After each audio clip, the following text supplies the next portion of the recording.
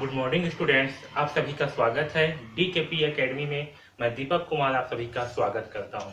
आज के इस वीडियो में हम ज्यामितीय आकृति में समरूपता पढ़ेंगे। ओके, तो पहले समझते हैं कि ये ज्यामितीय आकृति में समरूपता क्या होती है। ठीक है, तो देखिए सबसे पहला वर्ड क्या है, ज्यामिति।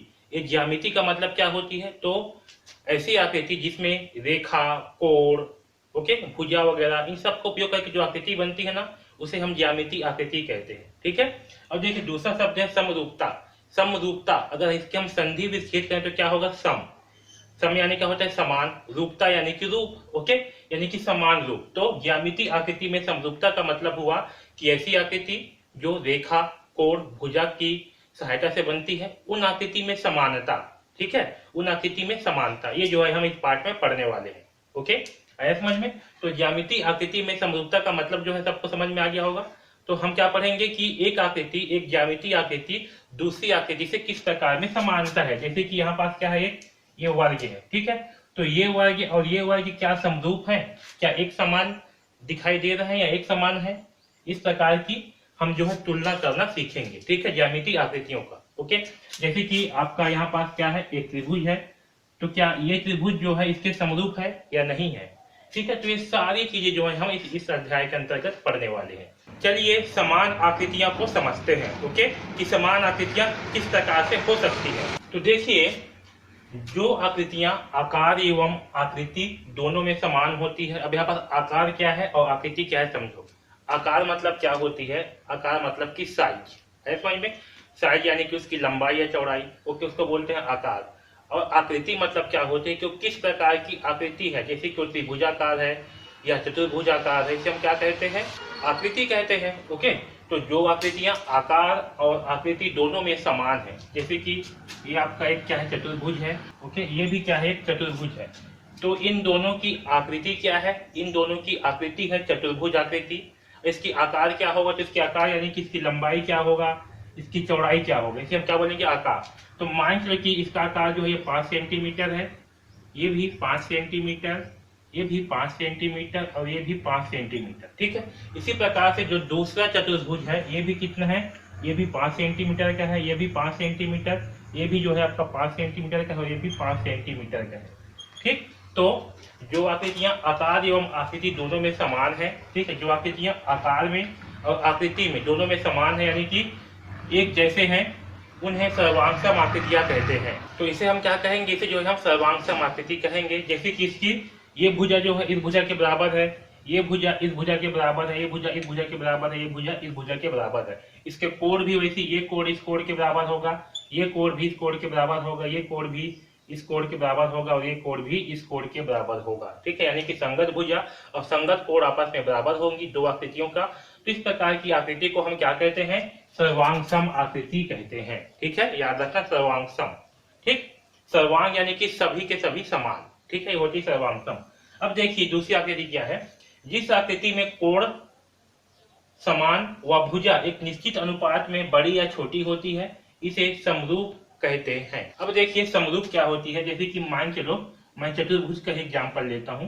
ये क्या है, एक चतुर्भुज है। ओके, और ये भी क्या है, एक चतुर्भुज है। ठीक, तो इसमें क्या बोला गया है कि जिस आकृति में कोण समान हो, ठीक है, कोण क्या होंगे, समान होंगे, और भुजा एक निश्चित अनुपात में कम होंगे या ज्यादा होंगे, तो इस प्रकार की आकृति को हम क्या कहते हैं, समरूप आकृति कहते हैं। जैसे कि देखिए, अगर मान चलो कि लंबाई जो है कितना है, ये है 10 सेंटीमीटर, ये भी कितना है 10 सेंटीमीटर, चौड़ाई जो है इसे मान लेते हैं 6 सेंटीमीटर और ये भी कितना है 6 सेंटीमीटर। ठीक है, अब देखो ये जो छोटी वाली चतुर्भुज है, इसकी लंबाई मान लेते हैं ये है 5 सेंटीमीटर, चौड़ाई है आपका ये 3 सेंटीमीटर। ठीक है, ये भी है 5 सेंटीमीटर और ये है 3 सेंटीमीटर। ठीक, तो देखिए ये जो बड़ा चतुर्भुज है और छोटा चतुर्भुज, इसमें क्या है, जो इसके कोण होंगे, ये वाला कोण ये भी 90 अंश का होगा, ये कोण भी क्या है 90 अंश का है। वैसे ये कोण भी 90 अंश का है, ये कोण 90 अंश का है, ये कोण भी 90 अंश का है, ये कोण 90 अंश का है और ये कोण भी 90 अंश का है। ओके, और इसके भुजा में क्या है, इसकी भुजा जो है कितनी है 10 सेंटीमीटर और ये कितनी है, ये जो है उसकी जस्ट आधा है 5 सेंटीमीटर। वैसी जो इसकी चौड़ाई है कितनी है 6 सेंटीमीटर, इसकी चौड़ाई क्या है, इसकी आधा है 3 सेंटीमीटर। ठीक है, यानी कि क्या है, ये जो है जस्ट इसका आधा आधा है ना, इसकी जो भुजा है वो क्या है, जस्ट इसकी आधा है। तो इस प्रकार की जो आकृति होती है इसे हम क्या कहेंगे, इसे हम समरूप आकृति कहेंगे। क्या कहेंगे? समरूप कहेंगे। ओके, इस आकृति में क्या होंगी? जो कोण होंगी वो तो एक समान होंगी, लेकिन भुजा में क्या होगी? एक निश्चित अनुपात होगी। जैसे कि ये 10 सेंटीमीटर है, 5, तो 10/5 इसका अनुपात है, कितना होगा? 2:1। किसी प्रकार से इसका अनुपात भी क्या होगा? 10/5। नीचे वाली भुजा का अनुपात भी क्या होगा? 2:1। इसमें क्या है? एक निश्चित अनुपात है इन दोनों भुजाओं में, है ना। और वैसे ही चौड़ाई में भी क्या है? एक निश्चित अनुपात है। चौड़ाई कितनी है? 6, इसकी चौड़ाई कितनी है? 3। ये भी कितना होगा? 2:1 में होंगे। ठीक है, तो जिसकी भुजाओं में एक निश्चित अनुपात होती है, ठीक है, और कोण जो है समान होते हैं, तो इस प्रकार की आकृति को हम क्या कहते हैं? समरूप आकृति कहते हैं। ओके, आया समझ में इतना? अब देखिए स्केलिंग क्या होती है। स्केलिंग का मतलब क्या होता है इसे जो समझते हैं। ओके, स्केल जानते हो आप? स्केल मतलब क्या होता है? आपके पास स्केल रहा होगा, है ना, 15 सेंटीमीटर का या 30 सेंटीमीटर का। क्या है? स्केल। अब देखिए स्केलिंग क्या होती है। स्केलिंग का अर्थ है आकार में बदलाव करना, यानी आकार को बड़ा या छोटा करना। ठीक है, स्केलिंग का मतलब क्या होता है कि जो भी आकार है, यानी कि जो भी वस्तु का, जो भी आकृति का साइज है, ठीक है, यानी कि जैसे कि देखिए ये क्या है? एक छोटा चतुर्भुज है। इसके साइज को अगर हम बड़ा कर रहे हैं, ठीक है, या इसके साइज को हम और छोटा कर रहे हैं, ठीक है, ये क्या कहलाता है? आपका स्केलिंग कहलाता है। तो स्केलिंग का अर्थ है आकार में बदलाव करना, यानी आकार को बड़ा या छोटा करना। किंतु बड़ा छोटा करने में भी कुछ बातों का ध्यान रखना पड़ता है। और जब हम बड़ा या छोटा करते हैं तो इसमें जो है हमें कुछ बातों का ध्यान रखना पड़ता है। जैसे कि जब हम आकार को छोटा या बड़ा करते हैं तो इसके लिए एक निश्चित अनुपात में बड़ा या छोटा किया जाता है। हम कितना भी छोटा नहीं कर सकते और कितना भी बड़ा नहीं कर सकते, हमें एक निश्चित अनुपात में जो है बड़ा या छोटा करना पड़ता है। ओके, तो स्केलिंग करते समय हमें इस बात का ध्यान रखना पड़ता है कि आकार बड़ा या छोटा करते समय उसकी आकृति में कोई भी परिवर्तन नहीं होना चाहिए, समरूपता का गुण बरकरार होना चाहिए। ठीक है, तभी जो है वो स्केलिंग कहलाएगा। ठीक, तो स्केलिंग का मतलब क्या है कि किसी आकृति को निश्चित अनुपात में बड़ा करना या छोटा करना को ही हम स्केलिंग कहते हैं। ओके, तो स्केलिंग जो है सबको समझ में आ गया स्केलिंग क्या होती है। अब समझते हैं स्केल गुणांक क्या होती है। ओके, तो देखिए दो समरूप आकृतियों के माप में विशेष अनुपात होता है जिसे स्केल गुणांक कहते हैं। ठीक है, तो दो आकृतियों के माप में क्या होता है? एक विशेष अनुपात होते हैं जिसे हम स्केल गुणांक कहते हैं। अब देखिए स्केल गुणांक का उपयोग करके आकृति को आवश्यकतानुसार निश्चित अनुपातों में बड़ा या छोटा किया जा सकता है। ठीक है, इसे एक एग्जाम्पल के माध्यम से जो है हम समझते हैं। जैसे देखिए 5 सेंटीमीटर के रेखाखंड है। क्या है? एक रेखाखंड है 5 सेंटीमीटर का। ओके, 5 सेंटीमीटर के रेखाखंड को 10 सेंटीमीटर करने के लिए अगर हमें जो है इसे 10 सेंटीमीटर करना होगा तो हम क्या करेंगे? स्केल गुणांक 2 का उपयोग करेंगे। ठीक है, तो 5 सेंटीमीटर के रेखाखंड को 10 सेंटीमीटर करने के लिए गुणांक। ओके, तो देखिए हमने क्या किया यहाँ पास कि जो 5 सेंटीमीटर था उसे बड़ा करने के लिए हमने क्या किया? 2 से गुणा किया, यानी कि उसको जो हम दुगना करना था हमें, तो हमने क्या किया? 2 से गुणा किया। ओके, और एक एग्जाम्पल और देखते हैं। इसी तरह 50 × 20 सेंटीमीटर के नक्शे को, ठीक है, मान चलिए क्या है? एक नक्शा है ऐसे इस प्रकार से। ठीक है, एक नक्शा है जो कितना है? 50 सेंटीमीटर उसकी ये है लंबाई और चौड़ाई कितनी है? 20 सेंटीमीटर। इस प्रकार से कोई नक्शा है।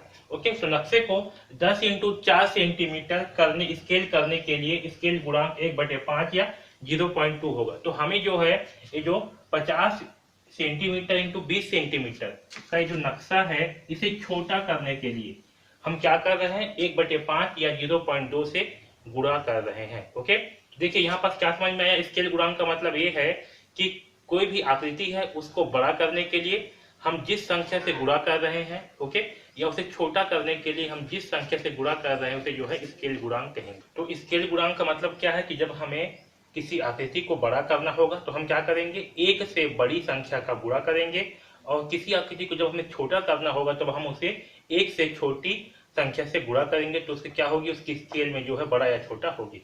ठीक है, जैसे कि हमने क्या किया? इस रेखा को बड़ा करने के लिए हम 2 से गुणा किए तो रेखा की लंबाई क्या हो जाएगी? दुगनी हो जाएगी। वैसे इस स्केल को, इस नक्शे को छोटा करने के लिए हमने क्या किया? 1/5 का या 0.2 का गुणा करेंगे, तो इससे क्या होगा? जो नक्शा का लंबाई और चौड़ाई है क्या होगी? कम हो जाएगी, यानी कि उसकी स्केलिंग जो है कम हो जाएगी। तो देखिए जब हम 50 का गुणा 1/2 से करेंगे तब नक्शा की लंबाई कितनी हो जाएगी? 10 सेंटीमीटर।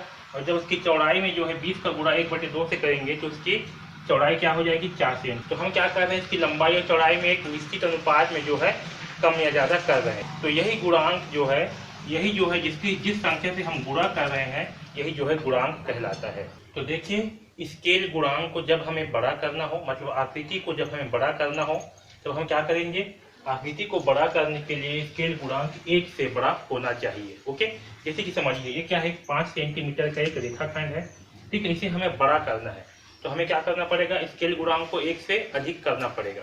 तो देखिए जैसे कि अगर हमें जो है इसे दुगना करना है तो हम क्या करेंगे, इस 5 सेंटीमीटर में 2 का गुणा करेंगे तो कितना हो जाएगा, ये हो जाएगा 10 सेंटीमीटर।